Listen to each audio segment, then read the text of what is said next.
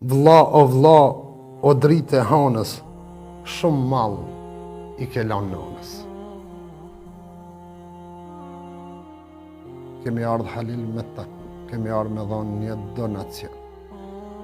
Jam nanë e 4 vajzave dhe një djalë. Djali vetëm i shtëpisë. Ka qenë shtylla kryesore e shtëpisë. I jeta ti plot halle, plot vujtje, plot sfida për ta mirëmbajt familjen. Jemi rrit me gjendje të rëndë. U bo i Zoti vetë. Nga mosha e re filloj me angjit të atit dorën, duke mundu me nxjerr dinarin dyqysh për me i nejt familjes afër. Nisi edhe shiti fara. Jeta i shkoj duke shit fara her me një vend e her në një vend tjetër.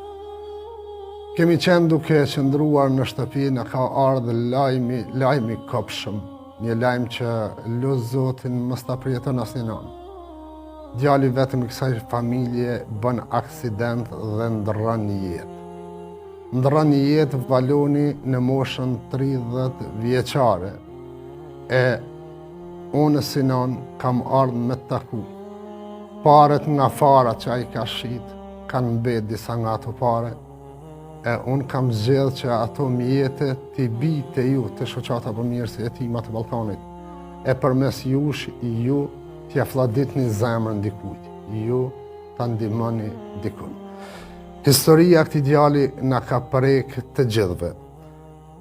Në këtë aksident, përveç valonit, vdes edhe burri motrës ti, ka qenë bashkë me dhondrin e ti në makinë, edhe të dytë vdesin. Djali i vetëm i kësaj shtëpie, shtylla kryesore e familjes. Njëra ndër motrat e ti na është lutë që t'i lexojmë 2-3 rreshta që i kushton motra vllaut të ti.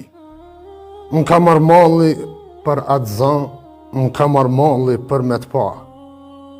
Më ka marrë malli me të një erën, më ka marrë malli me ma qel derën. Vlla o dritë e hanës, shumë mall i ke lanë nanës.